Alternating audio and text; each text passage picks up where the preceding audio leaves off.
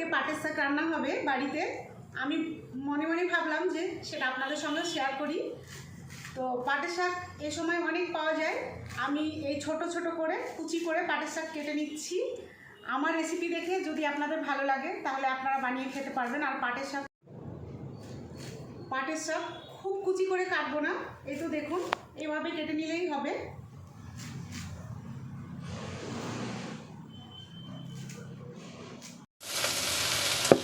শাক কেটে নিয়ে কড়াইয়ে দিয়ে দিলাম। প্রথমে শাকগুলোকে ভাপিয়ে নেব। আমি ভাপিয়ে নিয়ে রান্না করতে বেশি পছন্দ করি, আর ভাপিয়ে নিয়ে রান্না করলে বেশি শাকে বেশি খেতে ভালো লাগে শাক। পরিমাণ মতো লবণ দিয়ে শাক ভাপিয়ে নেব। লবণ একটু নেড়ে মিশিয়ে নিচ্ছি, আর এতে করে শাক একদম কমে যাবে।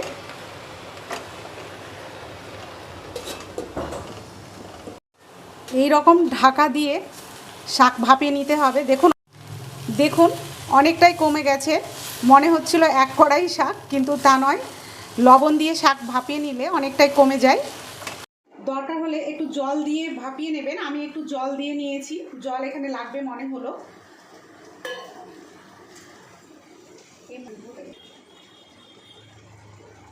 এই মুহূর্তে কাঁচা লঙ্কা অ্যাড করে দিচ্ছি। ঝালটা নিজেদের পছন্দ মতো দিতে হবে, ঝাল লবণ দুটোই। আর এই পাট শাক রান্না করতে এমন কিছু উপকরণ লাগে না। শাকে জল শুকিয়ে এসেছে, শাক সেদ্ধ হয়ে গেছে। এবার তেল দেব। গ্যাসে আরেকটা কড়াই বসিয়ে দিলাম। এই ছোট্ট কড়াইটা আন্দাজ মতো সরষের তেল দিয়ে দিলাম। তেলটাকে খুব ভালো করে গরম করে নেব। আর শাকে একটু বেশিই তেল দিতে হয়, তাহলে শাকটা খেতে বেশি ভালো লাগে। কম তেলে শাক ভালো লাগে না। তেল গরম হয়ে গেছে। সব প্রথমে শুকনো লঙ্কা ফোড়ন দেব। একটু ভেজে নেব সামান্য সময় নিয়ে। তারপরে দেব রসুন কুচি।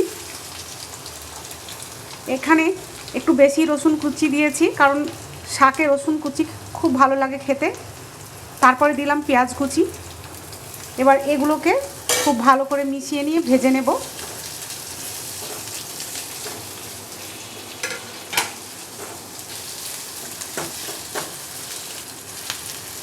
শাকে বেশি উপকরণ দেওয়া লাগে না, খুব কম উপকরণেই হয়ে যায়। এই কয়টা লঙ্কা, কাঁচা লঙ্কা, শুকনো লঙ্কা, রসুন, পেঁয়াজ, লবণ, এতেই শাক খেতে খুব ভালো লাগে। আর যত কম উপকরণ দেওয়া যাবে শাকের ফ্লেভারটা ততই ঠিক থাকবে।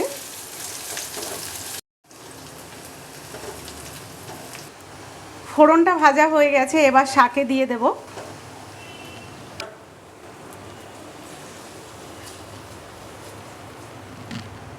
খুব ভালো করে মিশিয়ে নেব।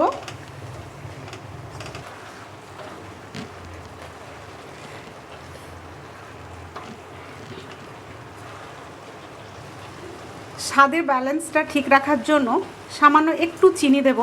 এটা সম্পূর্ণ নিজস্ব ব্যাপার, আপনারা পছন্দ করলে দেবেন, না হলে দেবেন না। আমি কিন্তু সব তরকারিতে একটু করে চিনি দিই, যেহেতু স্বাদটা ঠিক থাকে।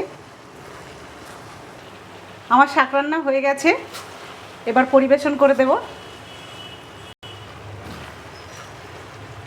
সব উপকরণের ফ্লেভার শাকে চলে এসেছে। আমার শাক রান্না হয়ে গেছে। দেখুন কালারটা কত সুন্দর এসেছে।